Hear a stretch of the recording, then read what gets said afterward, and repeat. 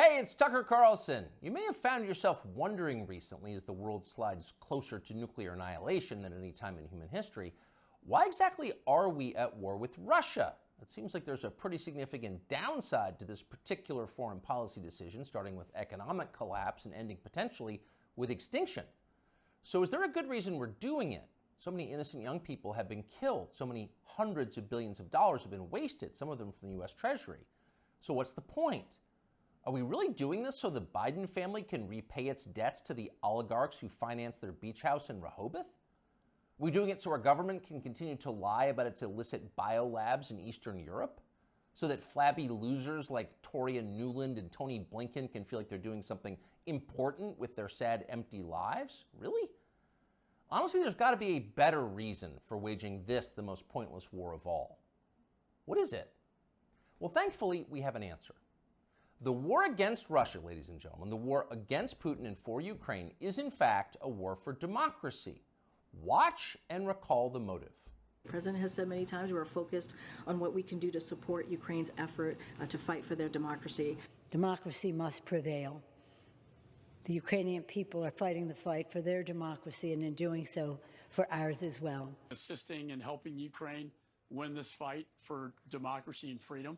And of course, Ukrainian President Zelensky understands that what's at stake in Ukraine is bigger than just his nation. It is literally a battle for freedom and democracy themselves. They are showing the world what an existential fight for democracy looks like. President Zelensky and the Ukrainians have changed the course of history for the better, and we unequivocally are with the Ukrainian people in their fight to remain a sovereign democracy. Unequivocally with the Ukrainian people to remain a democracy. It's a bipartisan view. Democracy must prevail. You just heard noted democracy expert Nancy Pelosi say, the daughter of the mobbed-up mayor of Baltimore. As Pelosi puts it, the Ukrainian people are fighting the fight for their democracy and for ours as well. That's right, for ours as well. Without Ukrainian democracy, in other words, we can have no democracy here.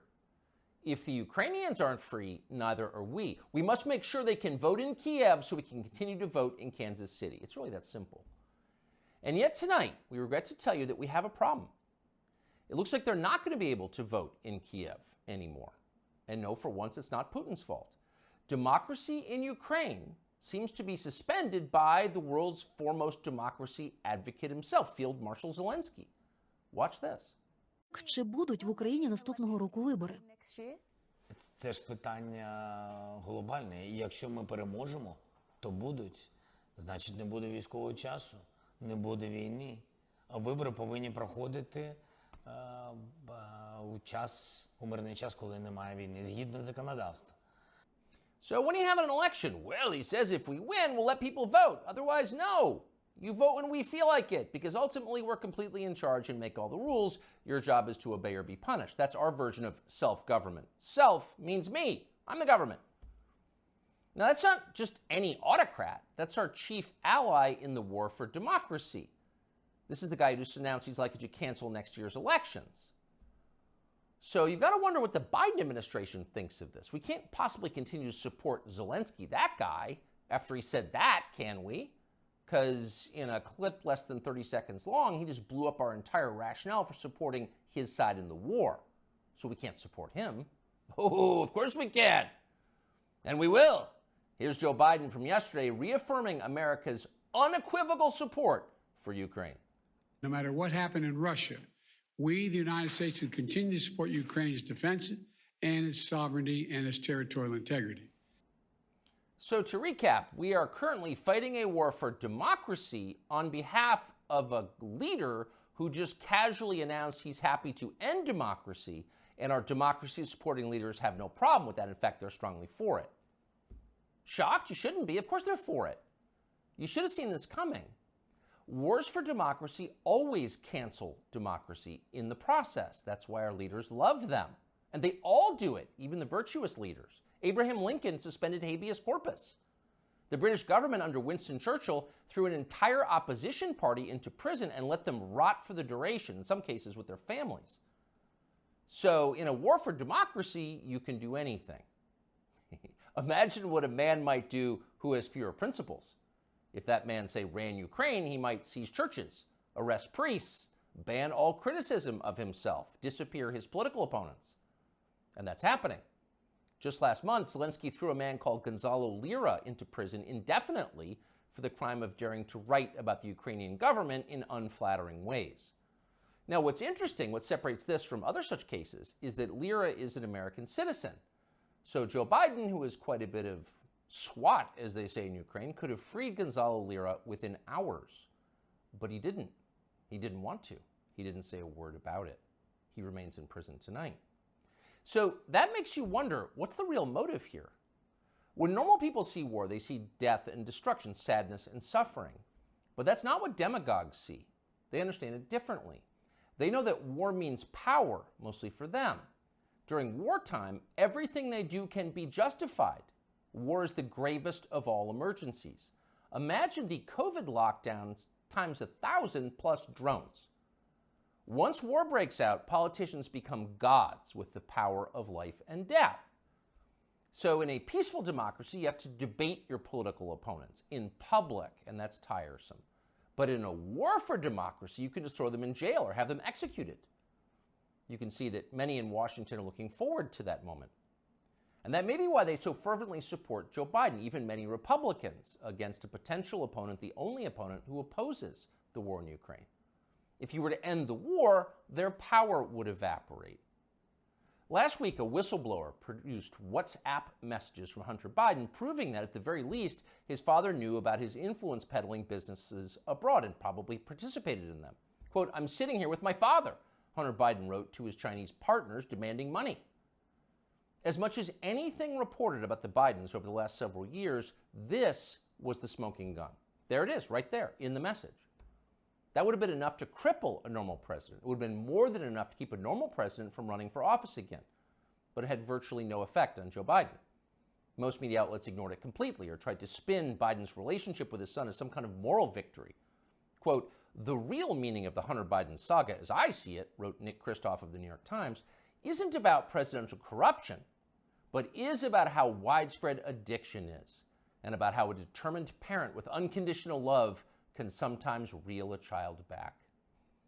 He actually wrote that. And if you doubt it, you should know that view was common. Here's the take from ABC.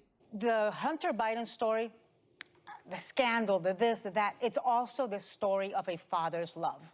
And Joe Biden has never and will never give up on his son Hunter, and will never treat him lesser than. And so he is a father first. Take it or leave it.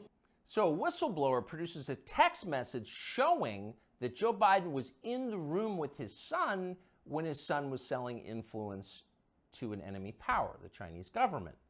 And ABC's take on it, Joe Biden is a father first. Take it or leave it. What accounts for a response like that? Well, that's the way you talk when you've got nothing to fear from an upcoming presidential election. You don't even bother to think of an excuse for your candidate because you don't need to. Your country has electronic voting machines. Joe Biden got 81,282,916 votes in 2020, and you're pretty sure he can do it again. In fact, you know he can. You're not worried. But actually, they should be a little worried. The people who control Joe Biden, Susan Rice and the rest, know they can continue to run our government, writing the press releases, formulating the policies, and they can do it effectively forever, as long as Joe Biden gets dressed in the morning. And of course, that's their strong preference.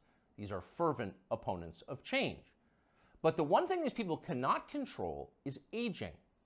Joe Biden is old. He's 80 now. He will be 85 at the end of the next term. People imagine that old age is a long, predictable progression from acuity to permanent unconsciousness. But often that's not at all how it actually works. When old people start to slide, they tend to slide fast. Joe Biden has begun that descent. Here he was yesterday. And here's what she wrote to me, and I quote, "You can imagine my joy. She called them right away, and the next day they sent someone out to survey her yard. As Beth wrote, this is the best thing that's happened to rural America since the Rural Electrification Act brought electricity to farms in the 30s and 40s. End of quote." End of quote. You weren't supposed to hear that. Joe Biden read the stage directions out loud. That's like eating the garnish that comes with your entree. You're supposed to know not to do that. Joe Biden no longer does. In a year or two, he will be gone completely, and there will be no hiding it. At that point, the Democratic Party will face a secession problem. If Joe Biden is reelected next year and then forced to leave office during his term due to disability or death, that means Kamala Harris will become president of the United States. And nobody wants that, not even her husband. In real life, nobody likes Kamala Harris. That's not an attack on her. In fact, it's possible to feel pity for someone who's so universally reviled. It is instead an observation of unchanging physical reality like gravity or photosynthesis. Nobody wants Kamala Harris to be president. No one will benefit if she becomes president. So logic suggests there's going to be a change. It's going to have to be somebody else. And whoever that person is going to have to enter the race soon, before the election, after Biden drops out. Who could that person be? We don't know, obviously. This is all just guessing. But we do know whoever that is will have to have two essential criteria. He'll have to be as shallow, ruthless, and transactional as Joe Biden is, and he'll need to have flattery skills that are so polished and advanced they'd be considered superior even in the Saudi royal court. And there's only one man in modern America who fits that description: Gavin Newsom, the governor of California, and perhaps not coincidentally, Joe Biden's new closest friend. "I am here, Mr. President," Newsom told Biden at an event the two did together last week. "I am here as a proud American, as a proud Californian, mesmerized by not just your faith and your devotion to this country and the world we're trying to build, but by your results, by your action, by your passion, by your capacity to deliver. I am mesmerized by you, Joe Biden." Imagine saying that as a compliment. You couldn't do it. Few human beings could do it. But Gavin Newsom had no problem at all. Those words rolled right off his forked tongue. He never stopped smiling. So if you're looking for the leader of the coup, there he is right there. Younger people say the news is full of lies. In Kennedy's motorcade. 239 people. The death of Jeffrey Epstein.